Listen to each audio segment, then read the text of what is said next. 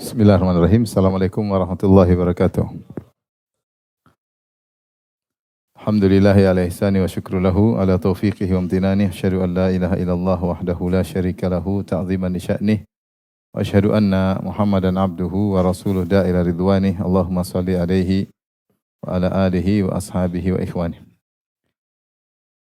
Hadirin hadirat yang rahmati Allah Subhanahu wa taala, kita lanjutkan bahasan kita, kitab Al-Kabair karya Syekh Muhammad bin Abdul Wahhab rahimahullahu taala. Kita masuk pada bab berikutnya, babul amanati fil bai'i wasyira'i wal kaili wal wazn. Amanah terkait dalam menjual, membeli dan takaran maupun timbangan. Al-kail maksudnya takaran berkaitan dengan volume. Al-wazn maksudnya terkait dengan timbangan, terkait dengan berat.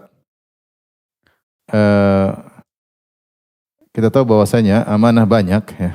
Kemarin sudah kita bahas dalam beberapa pertemuan tentang amanah terkait dengan kekuasaan, dengan jabatan, sebagaimana telah kita bahas pada pertemuan-pertemuan berikutnya. Dan di antara amanah terkait dengan jual beli. Dengan jual beli, ini terkait dengan hak orang lain. Rasulullah SAW pernah bersabda, al-bayyi'ani bil khiyar ma lam yatafarraqa. Sungguhnya dua orang yang saling melakukan jual beli, mereka memiliki khiyar majlis. Selama mereka belum berpisah, mereka masih boleh membatalkan jual beli. Itu namanya khiyar majlis ya. Selama masih belum pisah, masih tempat itu, tiba-tiba berpikir enggak jadi deh. Boleh aja, itu hak dia, hak mereka berdua. Baik pembeli maupun penjual. Fa in sadaqa, kalau mereka berdua jujur, wa bayyana, dan mereka menjelaskan aib-aib barang jualan, burika lahumma fi bai'ihima. Karena dulu jual beli dengan barter bisa jadi, dengan barter ya. Bisa juga dengan dinar dan dirham. Kalau mereka berdua menjelaskan jujur, maka diberkahilah jual beli mereka. Wa in kadzaba wa katama muhiqat barakatu bai'ihima. Tapi kalau mereka berdua dusta dan menyembunyikan aib-aib barang, maka akan dihilangkan keberkahan transaksi mereka berdua. Maka ini dalil bahwasanya jual beli harus dibangun di atas amanah. Jangan berbohong ya. Banyak orang ingin dapat untung banyak, maka dengan melakukan kedustaan, bohong ya. Seperti jual beli yang terjadi sekarang, baik jual beli barang maupun jual beli jasa. Jual beli jasa. Betapa banyak orang jual beli jasa kemudian tidak amanah. Jasa dalam apapun ya, misalnya jasa dalam sekolah, misalnya diumumkan masuklah sekolah ini dalam 6 bulan hafal 30 juz misalnya. 6 bulan hafal 30 juz, atau maksudnya misalnya ya, bosnya sekolah ini begini-begini mengajarkan, ternyata tidak sesuai. Ini namanya tidak amanah. Ya, tidak amanah. Karena masalah kejujuran, amanah bukan cuma jual beli barang, tapi juga jual beli apa?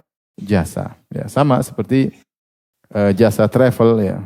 Silakan ikut haji dan umrah dengan begini fasilitas, ternyata tidak sesuai. Ini juga namanya tidak amanah, dan betapa sering terjadi hal tersebut. Oleh karena seorang bertakwa kepada Allah agar melaksanakan amanah dalam jual beli. Siapa yang jujur ya, berakhlak mulia, tidak dusta ya. Rasulullah mengatakan ma alaika ma fataka minad dunya ya. Maka tidak ada urusanmu kalau ada dunia yang luput darimu. Yang penting kau jujur. Yang penting kau berakhlak mulia. Pedagang kalau jujur jangan enggak usah peduli dengan mungkin untung sedikit, enggak peduli kalau ada yang enggak ada yang beli, enggak usah peduli, yang tanggung rezekimu Allah Subhanahu wa taala ya.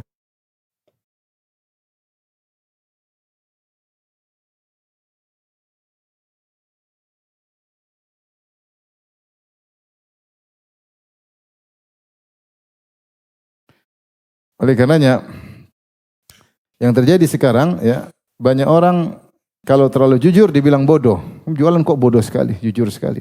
Gimana mau untung kalau jujur? Jangan jujur-jujur ya. Itu zaman baheula ya. Zaman sekarang jangan jujur, jujur ya goblok ya. Tapi kalau dia pintar bohong, ini baru. Pintar begitu jualan gitu. Kalau sama pembeli jangan buka-bukaan. Nipu dikit ya, biar untung banyak. Akhirnya dapat untung banyak tapi tidak berkah. Ini problem besar yang terjadi di zaman sekarang. Dan Ada orang jual misalnya taruh di ember. Di ember terus kasih plastik. Ada ember taruh plastik isi buah. Ya, pikir penuh ember, ternyata plastiknya apa? Gantung. Dikira satu ember, ternyata begitu diangkat lah, ternyata kopong di bawahnya. Ini ngeri seperti orang jualannya. Sebagian orang jualan juga, ya timbangannya dirubah-rubah.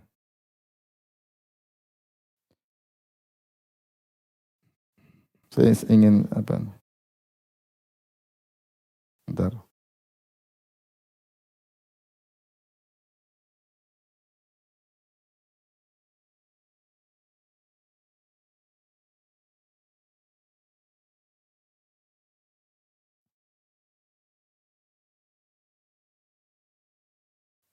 Saya ingin bacakan sebuah hadis ya.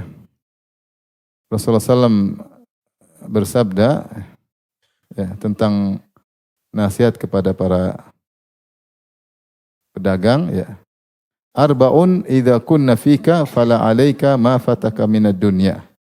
4 perkara yang jika ada padamu maka kau tidak usah risau dengan dunia yang luput darimu. Ya. Apa 4 perkara tersebut yang hendaknya dimiliki oleh seorang pedagang? Hifdzu amanah, jaga amanah, wasidqu haditsin, jujur dalam berkata, wa husnu khuluqin, akhlak yang mulia, iffatun fi tu'mah, makan yang halal. Kalau terpenuhi pada seorang 4 perkara ini, seorang pedagang, maka tidak usah risau dengan dunia yang luput darimu. Ya. Saya ulangi kata Rasulullah SAW, arba'un idza kunna fika fama 'alaika ma fataka minad dunya. 4 perkara kalau ada ini berkait dengan seluruh mukmin. Tapi saya katakan terutama para pedagang. Kata Rasulullah SAW, arba'un idza kunna fika fama 'alaika ma fataka minad dunya. 4 perkara, 4 perangai yang kalau ada pada dirimu, kau sudah tidak usah peduli kalau ada dunia yang luput darimu. Yang pertama, hifdzu amanah, jaga amanah. Yang kedua, sidqu haditsin, jujur dalam berkata. Yang ketiga, husnu khaliqatin, akhlak yang mulia. Yang keempat, iffatun fi tu'mah, yaitu makan yang halal. Makan yang halal. Maka ya, siapa yang memiliki 4 perkara ini, maka tidak usah sedih kalau ternyata ada luput harta darinya, maka Allah akan berikan, Allah yang tanggung jawab dengan rezekinya. Ya. Karena namanya pedagang sering tidak amanah, sering bohong, sering akhlak buruk ya, teriak-teriak, nipu sana nipu sini ya. Yang halal apa yang sampai di tangan itu yang halal, yang haram yang tidak sampai ke tangan ya. Maka seorang berusaha berpegang teguh dengan 4 akhlak ini, jika ada pada dirinya maka tidak usah sedih dengan harta yang luput darimu, Allah akan tanggung, yang enggak usah pikir. Dan akan diberkahi. Tapi di sini penulis mengatakan juga amanah pada jual beli diantaranya wal kail wal wazan, dalam masalah volume, takaran dan juga timbangan. Allah berfirman ya, wa auful kaili idza kiltum wa auful kaila idza kiltum wazinu bil qistasil mustaqim. Sempurnakanlah takaran jika kalian menimbang, jika kalian menakar, wazinu bil qistasil mustaqim, dan timbanglah dengan timbangan yang benar, yang adil ya. Dzalika khairu ahsanu ta'wila ya. Kemudian juga dalam ayat yang lain kata Allah, fa'auful kaila wal mizana wa la tabkhasun nasa asya'ahum. Sempurnakanlah takaran dan timbangan dan jangan kurangi hak manusia sedikit pun. Jangan kurangi hak manusia. Apapun hak mereka jangan kurangi. Ini la tabkhasun nasa, itu jangan kurangi manusia asya'ahum, perkara-perkara mereka. Hak mereka jangan kurangi. Apapun hak terkait dengan harta, terkait dengan hak apapun jangan kurangi. Ya. Kalau tidak kau akan dituntut pada hari kiamat kelak. Di antara hak pembeli adalah ditakar dengan sempurna dan ditimbang dengan sempurna. Ya. Dalam ayat yang lain kata Allah, la nukallifu nafsan illa wus'aha. Kami tidak membebani luar kemampuan. Ya, maksudnya apa? Seorang berusaha untuk menimbang dengan baik, menakar dengan baik. Kalau ternyata ada kurang-kurang sedikit, tidak jadi masalah. Kau sudah berusaha. Makanya Allah tutup dengan dalam sebagian ayat yang lain, Allah mengatakan la nukallifu nafsan illa wus'aha. Allah tidak membebani luar kemampuan. Yang penting kau sudah berusaha. Timbang sudah, ini sudah sama, ditimbang taruh ya. Kalau ternyata ada miss kurang 0,001 gram ya itu enggak ada masalah. Itu di luar kemampuan manusia ya. Yang penting kau berusaha. Sekarang orang timbangan dikurangi, volume dikurangi. Sampai ada kawan dia berhenti jualan gas. Dia jualan gas. Ketika zaman-zaman marak korupsi dahulu, nggak tahu sekarang ya. Ketika dia jualan gas, taruh gas berapa? 3 kilo. Tetapi dia nggak boleh ngisi 3 kilo. Harus dikurang daripada 3 kilo. Dia ngisi 2,8. Ketika dia jualan, dia ngisi benar 3 kilo. Sehingga orang beli terus sama dia. Ya, karena dia nggak berani ngurangi. Tetap 3 kilo beratnya. Kenapa orang beli sama dia? Karena orang pakai kalau beli sama dia gasnya nggak cepat habis. Tapi kalau beli dari jualan orang cepat habis. Akhirnya ditegur sama sebagian orang nggak boleh. Kalau gini terus kami nggak kasih izin. Akhirnya dia bubar, dia nggak jadi jualan gas. Ini gas ya. Mudah-mudahan sekarang sudah, itu zaman dulu. Saya bicara sebelum zaman pandemi. Ya. Begitu terjadi. Ini gas aja, katanya gas buat orang miskin ya. Orang miskin juga ditipu, dan miskin ditipu loh, kasihan. Kasus kemarin kejam sekali, masa jualan Pertamax Pertamax dikasih Pertalite ya. Berapa juta orang dibohongin nih bertahun-tahun. Itu maksudnya otaknya di mana gitu loh. Nipu jutaan orang bertahun-tahun. Dia dapat kesenangan apa? Dapat uang misalnya triliun-triliunnya juga habis juga. Terus sisanya hisap. Ngeri. Kita jangan mengurangi sedikit pun. Bukankah Allah pernah membinasakan suatu kaum gara-gara mengurangi takaran dan timbangan? Kaum apa? Kaum Nabi Syuaib. Allah binasakan mereka gara-gara mereka kurangi takaran dan timbangan. Oleh karenanya mengurangi takaran dan timbangan termasuk dosa besar. Allah turunkan ayat khusus tentang ini. Kata Allah, wailul lil mutaffifin. Celaka bagi orang-orang yang mengurangi takaran meskipun sedikit. Tatfif itu sedikit. Enggak ketahuan. Misalnya dia 10 liter jadinya 9,9. Kurang cuma sedikit 100 mili. Ya. Kurangi sedikit. Misalnya 10 kilo dia kasih 9,8. 2 ons enggak ketahuan. Itu namanya tatfif, hanya ngurangi sedikit. Dia enggak ngurangi banyak-banyak, karena kalau ngurangi banyak-banyak ketahuan. Kalaupun kalau kurang cuma 1 ons, orang timbang, mungkin salah timbang. Orang husnuzan. Padahal memang dia sengaja kurangi timbangan. Allah turunkan firman-Nya, wailul lil mutaffifin. Celaka bagi orang-orang yang melakukan tatfif, yang mengurangi sedikit-sedikit. Alladzina idza iktalu 'alan nasi yastawfun wa idza kaluhum aw wazanum yukhsirun. Kalau dia beli barang, dia pingin dipenuhi takaran timbangannya, tapi kalau dia jualan, dia kurangi sedikit, enggak banyak-banyak. Ala yadhunnu ulaika annahum mab'utsun. Tidakkah mereka sadar, yakin bahwasanya mereka akan dibangkitkan di yaumin azim, ya, hari yang sangat dahsyat, yauma yaqumun nasu rabbil alamin, hari di mana manusia akan berdiri menanti kedatangan Allah untuk memulai persidangan. Kita ngurangi timbangan sekarang, nanti di sidang hari kiamat. Sidang hari kiamat. Makanya ikhwan jujur ya, pokoknya jualan jujur, jangan bohong-bohong. Untuk jualan mobil jujur. Ini mobil, ya. Bagaimana mobilnya? Jelasin dengan benar. Ini mobil pernah tabrakan 2 bulan lalu, sudah saya dempul. Jangan bilang mobil bodinya bagus, itu bohong. Bodinya bagus tapi bekas apa? Tabrakan. Nggak boleh. Saya sudah masukkan ke Tok Magic, tapi pernah tabrakan. Ya. Semua sifat yang bisa mempengaruhi harga harus kita jelaskan, nggak boleh kita sembunyikan. Ini kaidah dalam jual beli. Semua sifat yang bisa mempengaruhi harga, naik atau turun, apalagi turun, harus kita jelaskan. Kalau jual mobil banyak ditutupin.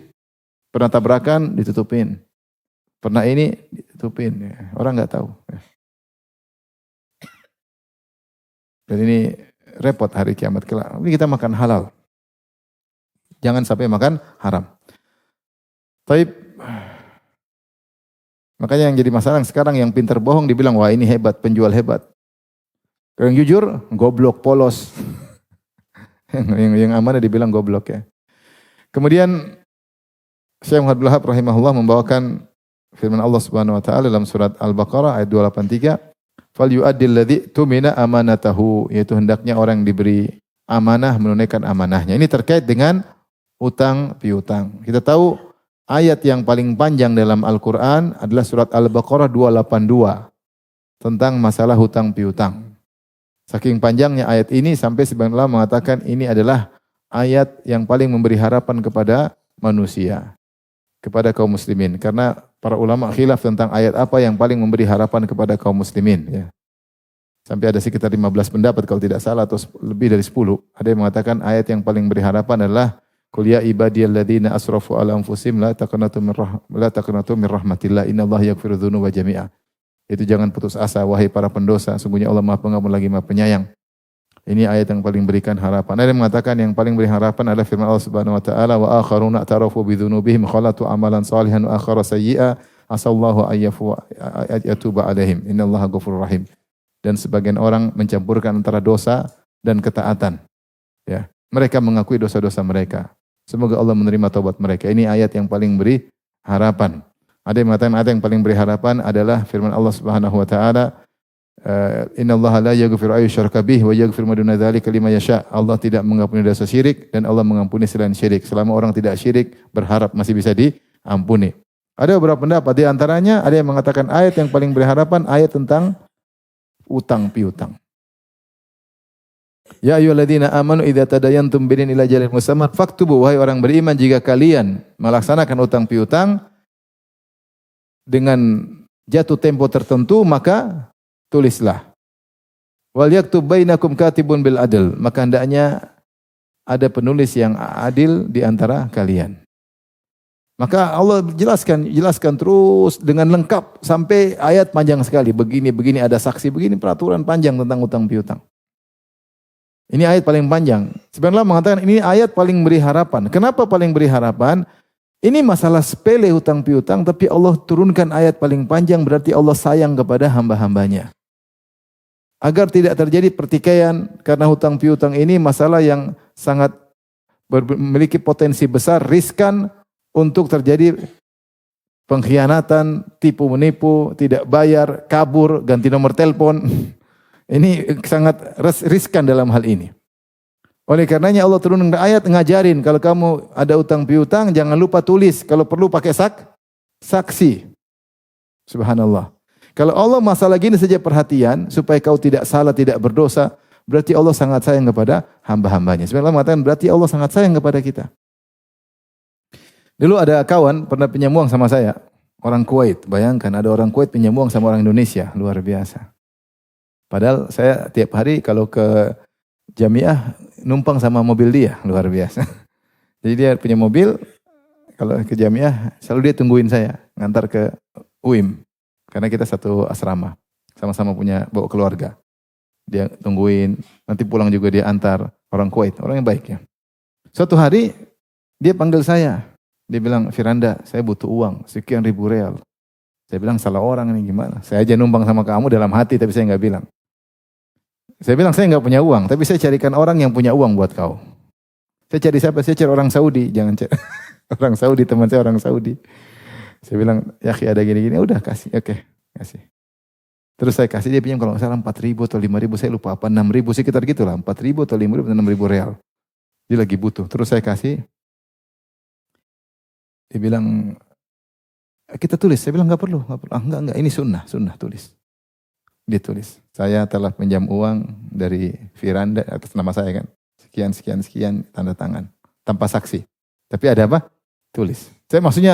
Saya kagum ketika dia bilang, saya bilang nggak perlu, saya kenal kau kok. Kau nggak bisa lari kemana-mana, mobilmu di sini. Cuma dia, enggak, sunnah kita tulis. Masya Allah. Ya, kadang-kadang kita nggak pura-pura, sekarang kenal, nanti pas jatuh tempo nggak kenal. Itu masalahnya.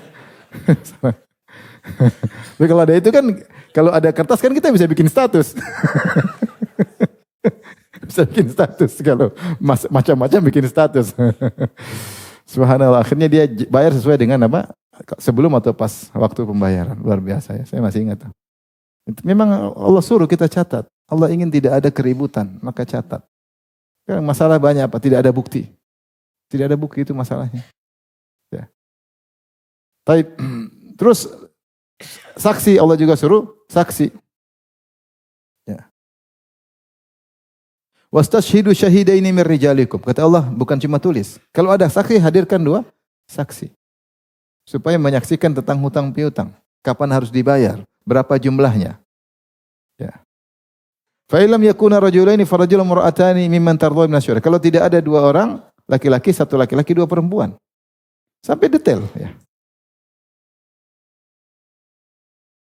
Wala tas'amu an taktubu saghiran aw kabiran ila ajali. Jangan kau bosan untuk nulis kecil maupun besar, tulis hutang. Jangan sepelekan. Terkadang menurutmu kecil, tapi ternyata menurut warisanmu besar, ahli warismu. Orang mungkin triliunan, punya uang banyak, uang 2 miliar dia enggak tulis. Tapi kalau dia mati, 2 miliar itu sangat besar bagi anak-anaknya. Mungkin puluhan juta enggak tulis. Tapi kalau dia mati, ternyata puluhan juta sangat berharga bagi anak istrinya, ahli warisnya. Tulis saja. Kemudian setelah itu Allah sebutkan pada ayat berikutnya yang kita bahas ini, masih hutang piutang. Wa in kuntum ala safarin wa lam tajidu katiban farihanu maqbudah. Jika kamu dalam perjalanan dan kamu ada hutang piutang sedang kamu tidak punya seorang penulis, ya, maka berilah rahan, yaitu apa? Gadai. Ya, gadai. Sudah. Enggak ada saksi, gadai. Sudah, barang apa? Saya pinjam ya. Kau punya barang, saya gadai. Ini tidak apa-apa, boleh. Rasulullah meninggal dalam kondisi punya hutang kepada orang Yahudi dengan menggadaikan diraknya. Dengan menggadaikan baju perangnya. Rasulullah pernah punya hutang. Kenapa Rasulullah SAW berhutang kepada Yahudi? Kata para ulama, karena Rasulullah SAW tidak enak kalau berhutang kepada para sahabat. Kalau berhutang sama para sahabat, tidak mau dibayar. Maka Rasulullah mending hutang sama orang Yahudi. Tidak ingin merepotkan sahabat. Saking tidak punya apa-apa sampai Rasulullah SAW yang dia gadaikan baju perangnya. Baju perang itu kan senjata seseorang. Karena kapan-kapan ada perang dia harus punya baju perang. Tapi karena Rasulullah tidak punya apa-apa dia gadaikan baju perangnya. Sudah. Jadi kalau kita punya gadai kita tidak terhina. Kapan kita tidak bisa bayar, gadai kita dijual. Kata Allah kalau tidak ada yang nulis, tidak ada saksi, gadai. Fa in amina ba'dukum ba'dhan falyu'addil ladzi tumina amanatahu wa littaqillaha rabbah. Kalau ternyata kalian saling percaya, sedang di safar tidak ada sarana untuk menulis zaman dulu tidak semudah zaman sekarang. Tidak ada juga gadai. Ya sudahlah, saling percaya. Ini terakhir. Enggak usah tulis, enggak usah apa-apa, saling percaya. Kata Allah, "Falyu'addil ladzi tumina amanatahu wa yattaqi rabbah." Maka orang yang dikasih amanah yang punya hutang hendaknya menunaikan membayar hutangnya, hendaknya dia bertakwa kepada Allah. Ya, maka di antara amanah adalah bayar hutang. Bayar hutang. Jangan pura-pura enggak berhutang. Ketemu kan, gimana kabarnya? Terus? Gimana? Assalamualaikum. Terus gitu aja. Subhanallah. Rasulullah mengatakan, rahimahullahu ra'an samhan idza qada. Semoga Allah merahmati orang yang mudah dalam membayar hutang, menunaikan hak orang lain. Menunaikan hak orang lain dia mudah. Menunaikan hak anaknya, menunaikan istrinya, menunaikan hak suaminya, di antaranya menunaikan hak utang orang lain. Dia bayar pas jatuh tempo, atau dia bayar bahkan sebelum jatuh tempo. Bahkan terkadang dia bayar lebih dan tidak mengapa kalau memang tidak ada kesepakatan, bukan riba. Dia bayar dengan baik. Maka seorang ketika berhutang, ingat hutang itu amanah. Saking berat hutang, sampai Rasulullah mengatakan, kullu nafsin mu'allaqatun bidainihi. Setiap jiwa tertahan dengan hutangnya. Kalaupun dia sudah meninggal, harusnya dia menikmati nikmat kubur, enggak jadi. Kenapa dia punya hutang? Ngeri. Sampai yang mati syahid pun diampuni kecuali dia punya hutang, ada masalah hutang. Ngeri. Kenapa bisa demikian ikhwan? Karena hutang itu, orang kasih kita hutang itu orang sangat baik. Dia mau pinjamin uang sama kita itu orang sangat baik. Apalagi zaman sekarang karena susahnya kita cari pinjaman sampai banyak orang yang pinjol, ya. Pinjaman apa? Online, ya. Saking tidak ada yang mau kasih pinjaman syar'i, akhirnya pinjaman riba. Nah, kalau ada orang kasih kita pinjaman berarti dia baik. Kalau orang baik maka harusnya kita bersyukur, terima kasih, kita balas kebaikannya dengan kebaikannya. Ini malah kita balas dengan keburukan. Kita sudah punya uang, kita tidak mau bayar, kita beli lagi yang lain. Kita sudah punya uang, kita buka usaha baru. Ketika dia nagih, jadilah dia seperti ngemis-ngemis sama kita. Demi Allah, sebagian orang yang punya hutang sampai ngemis-ngemis sama yang dia utangi. Bayar dong, saya lagi butuh, bayar dong. Subhanallah. Dulu waktu dia punya uang, dia nangis-nangis. Sekarang yang minjem malah nangis-nangis sama dia. Kurang ajar nggak itu? Kurang ajar. Sebagian marah-marah. Marah-marah. Ngeri. Ditagih. Ini sudah jatuh tempo, marah-marah. Kamu gimana? Hari ini saya enggak punya uang, engkau datang. Kemarin saya punya uang, kau tidak nagih lah. Ini kejadiannya. Ya waktu kau punya uang jangan ditunggu ditagih, bayarlah. Maka utang adalah amanah. Kalau tidak dibayar masalah. Ingat Rasulullah SAW pernah tidak mau sholatin orang gara-gara tidak bayar hutang. Sampai ada sahabat mengatakan saya tanggung hutangnya ya Rasulullah. Akhirnya Rasulullah sholatin. Dalam riwayat Rasulullah tidak menyolatkan 2 orang. 1 orang mati bunuh diri. Rasulullah suruh sahabat yang sholatin. 1 orang belum bayar hutang. Coba saya tanya sama antum. Yang punya hutang angkat tangan cepat. Nah, coba. Yang punya hutang angkat tangan. Kaya semua ini enggak punya hutang. Jujur, yang punya hutang angkat tangan.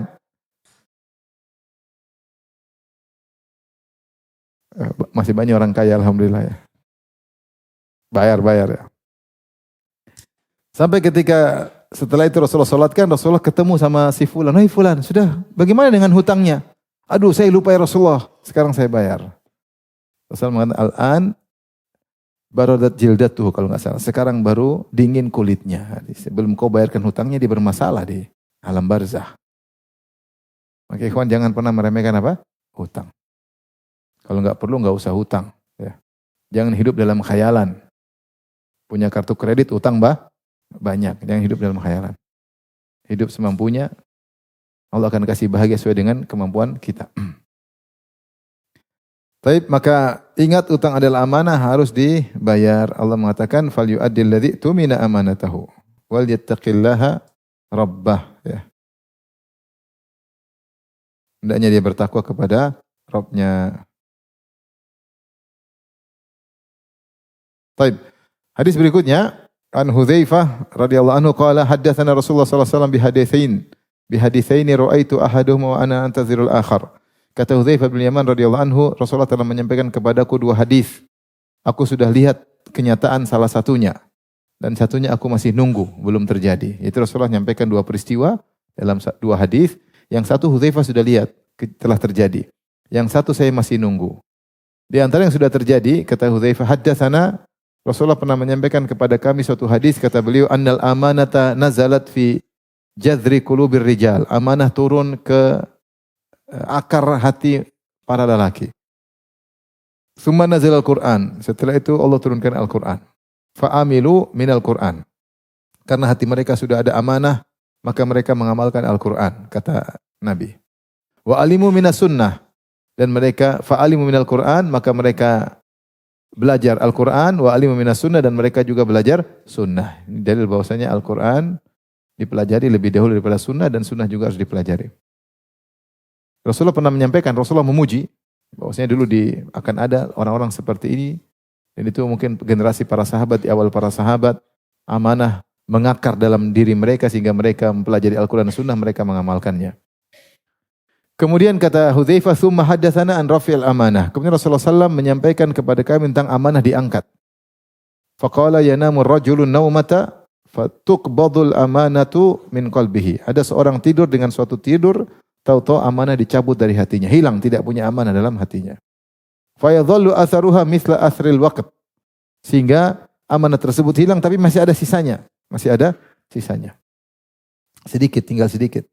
Tsumma yanamun naumah, kemudian tidur lagi, itu dengan berbagai macam sebab-sebab, maksudnya dia melakukan banyak masalah, akhirnya amanah dicabut dari hatinya. Tapi masih ada sisa.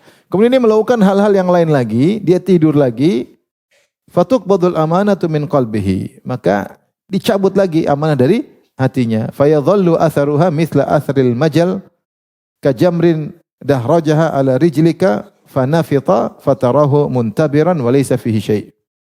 Maka ketika dicabut lagi, maka seperti tersisa atharul majal. Majal itu kalau orang kerja sampai kadang-kadang kayak melepuh dikit, saking angkat pegang misalnya cangkul ya, atau apa yang ngapal ya, sampai ngapal dikit ya. Jadi ada kayak memar dikit ya. Kata Nabi, seperti bara api yang engkau jatuhkan atau jatuh di kakimu. Kalau dekat kena api dikit kan kayak ada benjol dikit, tapi tidak terluka, cuma sedikit. Fatarahu muntabiran wa laysa fi syai'. Kau lihat dia agak benjol tapi tidak ada apa-apa, tidak luka, tidak ada darah. Tsumma akhadha hasatan fadahrajaha ala rijli. Kemudian Rasulullah mengambil kerikil Rasulullah jatuhkan ke kakinya. Maksudnya Rasulullah praktekkan seperti ini. Ya. Maksudnya amanah sudah tinggal sedikit. Kelihatan tapi tidak ada. Rasulullah mengatakan fatara muntabiran wa laysa fi syai'. Dia bengkak tapi enggak ada apa-apa. Enggak luka, enggak darah, sama seperti amanah dicabut sehingga seperti tinggal nama ya. Fayusbihun nasu yatabayauna. Maka jadilah orang setelah itu jual beli. Fala yakadu ahadum yu'addil amanata hatta yuqal, sampai salah seorang dari mereka tidak ada yang menunaikan amanah. Semua orang tidak ada yang amanah. Hatta yuqal, sampai dikatakan inna fi bani fulanin rajulan aminan. Sampai kalau ada orang yang amanah terkenal, orang itu di kabilah ini ada orang terkenal amanah. Saking sedikitnya orang yang amanah. Akan datang masa seperti itu. Saking hilangnya amanah dicabut dari hati-hati manusia sehingga tersisa hanya sedikit orang yang amanah. Kalau ada orang amanah terkenal, dikatakan sungguhnya di kampung itu ada orang yang amanah. Wa hatta yuqal lirajuli ma ajladahu ma azrafahu ma aqalahu wa ma fi qalbi mithqalu habbati khardalin min iman. Sampai ada orang dikatakan kepada orang lain, sungguh hebat dia, sungguh cerdas dia, padahal dalam hatinya tidak ada iman sedikit pun. Itu ada orang dipuji, disangka amanah, ternyata tidak apa? Amanah. Dipuji padahal tidak ada amanah. Kelihatannya amanah, ternyata tidak. Walaqad ata alayya zamanun wa ma ubali ayyukum bayatu. Pernah datang kepada aku suatu zaman, aku tidak peduli harus jual beli sama siapapun. Zaman sahabat, saya tidak peduli. La in kana musliman la yaruddannahu alayya dinuhu. Kalau dia muslim, dia pasti tidak akan mengkhianatiku. Dia akan mengembalikan amanah kepadaku, agamanya mendorongnya seperti itu. Kalau dia muslim. Saya tidak peduli muslim manapun, dia pasti amanah. Kalau saya punya hak, dia pasti kembalikan. Karena agamanya menyuruh dia untuk itu. Wa in kana nasraniyan aw yahudiyan la yaruddannahu alayya sa'ihi. Kalau seandainya saya berjual beli dengan Nasrani atau dengan Yahudi di zaman itu, saya juga tidak peduli. Karena kalau dia ngibulin saya, maka wali muslim akan mengembalikan hakku. Jadi saya tidak peduli mau dagang sama siapa saja, mau jual beli dengan siapa saja, tidak takut ditipu sama sekali. Karena kalau tipu, orang muslim enggak menipu, kalau Nasrani pun menipu, saya akan lapor kepada waliul amr.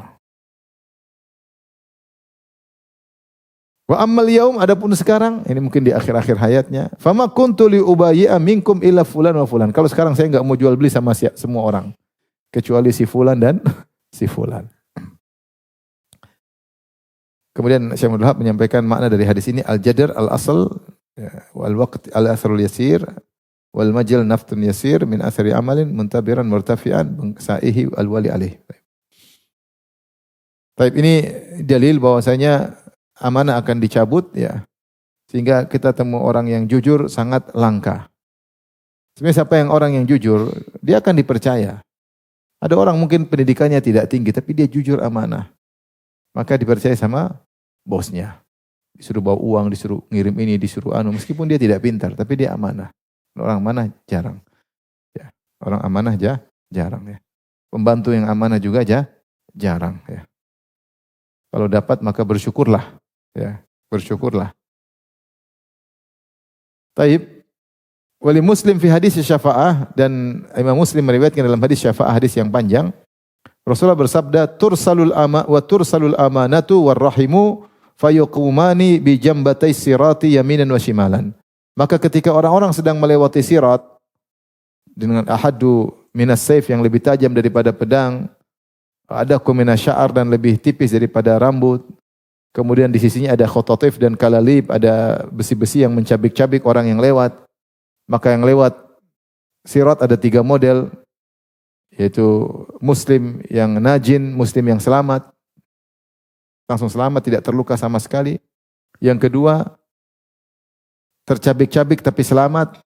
Yang ketiga, tercabik-cabik dan jatuh di neraka. Karena sirat di atas alamat ini jahannam, di atas neraka jahannam. Jadi 3 model. Satu muslim, dia selamat, musallam, najin musallam, dia selamat, tidak ada luka sama sekali. Yang kedua, terluka-luka tapi selamat. Badannya terpotong, tangannya terpotong. Kenapa dia tetap selamat? Karena dia punya dosa-dosa, tapi dosa-dosa tersebut tidak harus membuat dia masuk neraka. Cukup disiksa di atas sirat, sudah menggugurkan dosa-dosanya. Yang ketiga, tercabik-cabik, kemudian masuk terjungkal dalam apa? neraka. Dosa-dosanya mengharuskan dia masuk neraka. Yang pertama, yang najin musallam, yang selamat pun bermodel-model. Ada yang melewati sirat kalbarq, seperti petir, cepat, kilat cepat. Ada yang seperti angin yang berhembus kencang. Ada seperti keajawidil khail, seperti kuda-kuda pilihan yang berlari kencang, cepat. Entah berapa jauh, sirat jauh, tapi cepat seperti kuda. Ya butuh waktu. Sirat jauh karena neraka jahanam luas. Ada yang seperti kal ibil, seperti onta yang berjalan cepat. Ada yang berjalan, ada yang merangkak. Ada yang dia berhenti ketika apinya redup. Ada yang cahaya, ada cahayanya setinggi pohon korma, ada cahayanya setinggi gunung sehingga dia jalan dengan mudah. Ada yang cahayanya seperti pelita, kalau mati dia berhenti, dia tunggu nyala lagi. Kalau nyala dia jalan lagi, lama dia baru sampai. Ada yang kemudian merangkak. Ketika dia merangkak dia mengatakan, ya Rabbi lima abta'ta bi. Ya Rabbku, kenapa kau buat aku lambat lewat sirat? Kata Allah Subhanahu wa taala, abta'a bika amaluk, yang bikin kau lambat amalmu, bukan aku. Taib, ketika orang sedang melewat, sementara ada besi-besi yang mencabik-cabik, setiap besi sudah dicatat akan mencabik si fulan. Orang enggak bisa, kalau memang dia bakalan tercabik, dia tidak bisa selamat. Ketika sedang lewat, tiba-tiba Allah kirim amanah dan rahim menghampiri sirat sebelah kanan sebelah kiri. Buat apa? Siapa yang suka menyambung silaturahmi maka dia akan semakin dipermudah lewat. Siapa yang tidak menyambung silaturahmi ditahan. Dia mau lewat ditahan sama rahim. Repot. Siapa yang amanah maka dia akan mudah lewat sirat, bahkan dipercepat oleh amanah. Siapa yang tidak amanah ditahan oleh amanah. Dia karena ditahan. Maka seorang kalau ingin lewat sirat dengan mudah, di antaranya sambung silaturahmi dan amanah. Hak orang tunaikan, amanah, terkait jual beli, terkait utang piutang, terkait hak istri, hak anak, amanah. Amanah sama istri, amanah sama anak. Amanah sama orang tua, semua amanah kita tunaikan. Jangan sampai kita meninggal, amanah orang kita abaikan. Kalau amanah kita diabaikan orang, ya biarin aja, kita nutut hari kiamat. Tapi jangan sampai kita abaikan hak orang lain. Maka ini hadis ngeri bagi orang yang tidak amanah, maka dia akan binasa ketika di sirat. Makanya Rasulullah bersabda, la imana liman la amanata lahu. Tidak ada iman bagi orang yang tidak amanah. Soalnya khianat. Manusia penuh dengan apa? Khianat.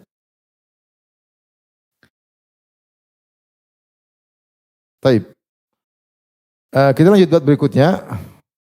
Babu qaulihi, bab tentang sabda Nabi, ini juga terkait dengan amanah. Amanah dalam bentuk lain. Jadi kita sudah sebut tadi amanah dalam bentuk jabatan itu amanah. Terus amanah tentang masalah uang orang, harta orang, jual beli, timbangan dan takaran, ya. Itu juga apa? Amanah. Di antara amanah juga utang piutang itu juga amanah. Sekarang amanah terkait dengan tanggung jawab. Amanah terkait tanggung jawab. Kata Syekh Muhammad Abdul Wahab, babu qaulihi, bab tentang sabda Nabi SAW, kullukum ra'in, setiap kalian adalah ra'in, yaitu pengatur atau penanggung jawab, wa kullukum mas'ulun an ra'iyatihi, dan setiap kalian akan dimintai pertanggungjawaban atas bawahannya, atas rakyatnya, itu atas bawahannya yang dia di bawah kekuasaannya. Kemudian wa qaulullahi ta'ala, dan firman Allah, ya ayyuhalladzina amanu qu anfusakum wa ahlikum nara. Wahai orang yang beriman, jagalah diri kalian dan keluarga kalian dari neraka. Ini saya ingin menyampaikan, di antara amanah adalah istri dan anak-anak. Kalau kau menikah berarti istri adalah amanah dari Allah. Ya. Makanya dalam hadis, ya, wattaqullaha fin nisa fa innakum akhadtumuhunna bi amanatillah wastahlaltum furujahunna bi kalimatillah. Kata Nabi SAW, bertakwalah kepada Allah terkait dengan istri-istri kalian. Sungguhnya kalian telah mengambil mereka dengan amanah dari Allah. Jadi istri amanah. Wastahlaltum furujahunna bi kalimatillah, dan kalian menghalalkan kemaluan mereka dengan akad nikah. Ini Rasulullah mengatakan bahwasanya wanita adalah amanah. Kalau begitu, kita para suami akan diminta pertanggungjawaban terhadap istri kita, terkait istri kita. Sudahkah kita menunaikan amanah? Sudahkah kita didik istri kita? Sudahkah kita menunaikan haknya? Hak terkait dengan kebutuhan fisik maupun kebutuhan biologis, terkait dengan harta, terkait dengan pergaulan dengan baik, sebagai istri yang kita hargai. Sudahkah kita menghargai istri kita atau kita jadi seorang yang arogan di rumah tangga? Sudahkah kita ajarin dia agama? Sudahkah kita nasihati kalau dia bersalah? Sudahkah kita ajak dia sholat malam? Sudah kita ajak dia sholat 5 waktu?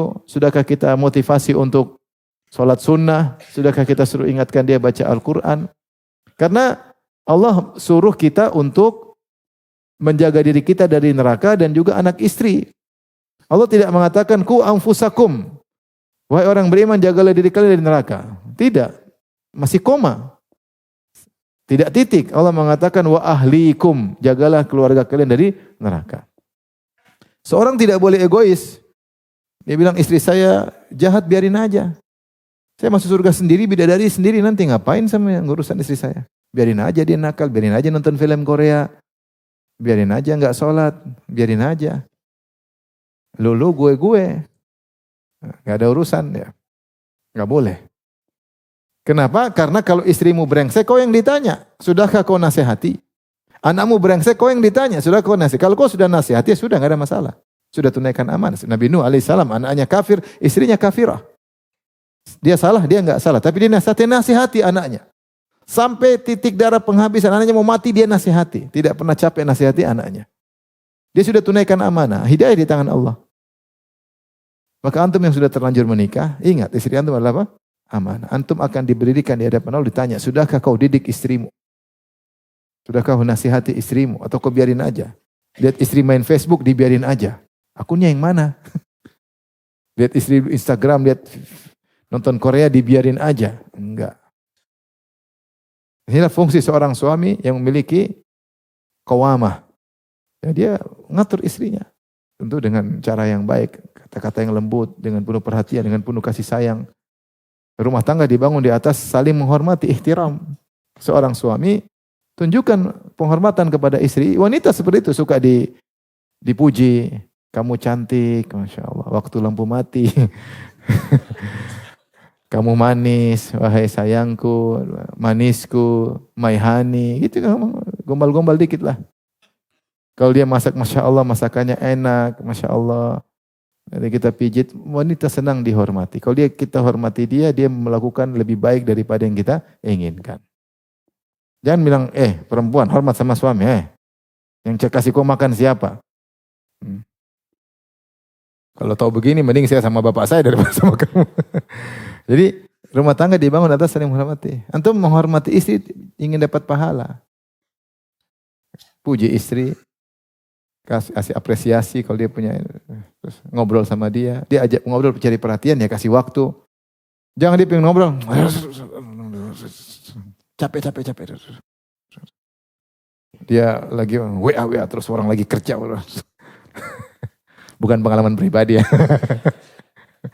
Mungkin sekali-sekali. Maksud saya, tunjukkan istri merasa dihargai. Kalau dia merasa dihargai, kita mau ngomong juga enak. Tapi kalau dia merasa, suami saya enggak sayang sama saya. Saya sering bilang, orang bahagia itu orang yang, wanita yang bahagia, wanita yang pengen suaminya cepat pulang. Mas, kapan pulang mas? Itu berarti dia sayang sama kamu. Tapi kalau kamu pulang, ngapain pulang cepat?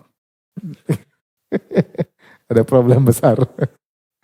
Antum juga kalau bahagia pengen cepat pulang. Kalau pengen pulang ke rumah, pengen ketemu istri. Tapi kalau antum sudah enggak mau pulang ke rumah, maunya main moge terus, ini antum sedang menderita berarti. Istri juga enggak pernah bilang, mas kapan pulang? Sudah itu rumah tangga sudah enggak sehat. Ya, susah nasihati kalau sudah seperti itu. Maka ingat, di sini Syekh Abdul Wahab mengingatkan bahwasanya di antara amanah adalah anak dan istri. Anak-anak juga ingat, jangan cuma kasih duit aja senang, enggak. Harus telepon, harus punya hubungan, tanya gimana belajarmu, gimana kerjaanmu, sudah sholat belum, jangan lupa nasihati. Doain, sholat malam, doain, ngobrol sama dia. Karena kita akan ditanya. Ya. Jangan pengen punya anak banyak aja, terus pengen, ya, terus punya anak nggak diurus, nggak boleh. Kok punya anak banyak, nggak ada kegiatan ya, nggak ada kegiatan di rumah, bikin anak, isi ulang. Anak banyak, semua tanggung jawab akan ditanya oleh Allah Subhanahu Wa Taala. Tapi kemudian beliau membawakan hadis an Ibnu Umar radhiyallahu anhuma, dari Ibnu Umar, qala Rasulullah sallallahu kullukum ra'in wa kullukum mas'ulun ra'iyatihi. Semua kalian adalah penanggung jawab dan setiap kalian akan ditanya, itu dihisab. Ditanya maksudnya apa? Dihisab. Diberdirikan di hadapan Allah, ditanya tentang bawahannya. Kemudian Rasulullah SAW sebutkan yang dihisab itu bukan perkara besar aja, saya perkara kecil. Jadi perkara besar, amanah kubro, amanah besar seperti penguasa, presiden, raja, itu pertanyaan sudah jangan tanya. Sebanyak-banyak mungkin. Makanya jangan jadi presiden kalau nggak ingin ditanya. Kalau ingin ditanya, silakan jadi presiden. Fal imamu ra'in, bahwasanya pemimpin penguasa akan ditanya dan dia adalah penanggung jawab. Wa mas'ulun an ra'iyati, dan dia akan ditanya tentang rakyatnya. Apa kata Umar bin Khattab radhiyallahu anhu? Lau atharat baglatun fil Iraq la dhanantu anna Allah sa'iluni lima lam tusawwi lahal ard ya Umar. Kata Umar bin Khattab dalam satu riwayat atau semana riwayat ini dia mengatakan seandainya, dan dia Umar lagi di Madinah, ibu kota Madinah di zaman Umar adalah di mana? Di Madinah. Ibu kota Muslim Islam di zaman Umar di mana? Di Madinah. Di zaman Utsman di Madinah. Di zaman Ali baru pindah ke Kufah. Ibu kota Islam pindah ke Kufah. Di zaman Umar di Madinah. Kata Umar seandainya, dan dia di Madinah, seandainya ada begol itu persilangan antara kuda dengan himar. Ada begol di Irak jatuh, jalan jatuh, bawa barang jatuh, gara-gara jalan tidak diratakan. Kata Umar seandainya ada begol yang tersungkur jatuh di Irak, bukan di Madinah. Madinah dari Irak jauh. Sementara saya di Madinah dan begol tersebut di Irak, maka saya yakin Allah akan bertanya kepadaku, kenapa kau tidak ratakan tanah buat begol tersebut, wahai Umar? Bagaimana rasa pertanggungjawaban Umar? Dia tidak merasa akan ditanya tentang manusia saja, bahkan dia merasa akan ditanya tentang hewan-hewan yang ada di bawah kekuasaannya. Kenapa tidak bikin jalan yang baik buat apa? Hewan. Emang enak jadi penguasa. Enak di dunia doang, di dunia pun tidak enak, apalagi di akhirat. Kalau enggak benar, kalau adil ya benar. Kalau adil Masya Allah luar biasa. Kalau enggak repot. Apakah seorang penguasa menghadirkan dalam dirinya perasaan bahwa dia akan ditanya tentang rakyatnya? Seperti Umar menghadirkan dia akan ditanya bukan rakyatnya doang. Bahkan hewan-hewan rakyatnya bukan dia tanggung jawab. Kemudian kata Rasulullah SAW, ini amanah besar. Warrajulu ra'in fi ahli baitihi. Dan seorang lelaki adalah penanggung jawab di keluarga yang ada di rumahnya, istrinya, anaknya. Mas'ulun an ra'iyati, dia akan ditanya tentang anak dan istri. Semua anggota keluarga, kepala rumah tangga, suaminya akan ditanya. Istri bagaimana? Istri satu ditanya, apalagi istrinya 4, satu-satu ditanya. Repot nggak? Repot. Kalau nggak bertanggung jawab, repot. Tambah banyak musibah. Anak semakin banyak. Kalau alhamdulillah antum bertanggung jawab, kemudian anak, Masya Allah, aset luar biasa. Tapi kalau antum cuek, tidak dipedulikan, antum mengerti setiap anak akan ditanya. Sudah ditanyakan hak, dari kecil sampai yang gede. Jangan sampai yang gede diperhatikan, kecil diabaikan. Jangan sampai kecil diperhatikan, yang gede diabaikan. Istri tanya juga semuanya. Kemudian bukan cuma suami, kemudian amanah semakin kecil lingkupannya. Kalau tadi di penguasa besar, kemudian rumah tangga, kemudian lebih kecil lagi, istri. Wal mar'atu ra'iyatun ala baiti zawjiha. Bahwasanya wanita adalah penanggung jawab atas rumah suaminya. Suaminya keluar kerja, dia bertanggung jawab apa yang terjadi di rumahnya, tentang dapurnya, tentang apa yang terjadi, ngurus anak-anak. Dia tanggung jawab. Wa waladihi, dan dia penanggung jawab atas rumah suaminya dan anaknya. Rasulullah khususkan rumah tanggung jawab masalah keuangan di rumah, kalau dia ngurus dia tanggung jawab masalah dapur dan anaknya karena suaminya cari uang. Yang ngurus anaknya ibunya. Wa mas'ulatun an ra'iyatiha, dan dia akan ditanya tentang bawahannya. Jadi ibu-ibu yakinlah ibu-ibu akan diberdirikan oleh Allah dan ditanya oleh Allah Subhanahu wa taala bagaimana tentang keuangan suami. Kalau suami kasih uang amanah tidak, ngurusin dapur. Kemudian ibu-ibu pasti akan ditanya tentang setiap anak, ngurus anak baik atau tidak. Sabar atau tidak, anaknya digamprang terus atau tidak, dibentak-bentak terus atau tidak, atau sabar menghadapinya, atau sibuk main HP, anak-anak tidak diajarin. Anak-anak nangis kasih HP juga, dia sama-sama main HP. Subhanallah, pintar mendiamkan anak. Tapi anak rusak. Tiap nangis minta apa dikasih, jadi anak manja. Tidak punya kemandirian, geblek. Saya bikin goblok, ibunya yang goblok. Bapaknya juga goblok. Jadi ingat kita semua ditanya. Meskipun uang kita banyak, anak bukan cuma kasih duit, dia juga punya hak untuk dididik, hak untuk disayang, hak untuk ngobrol.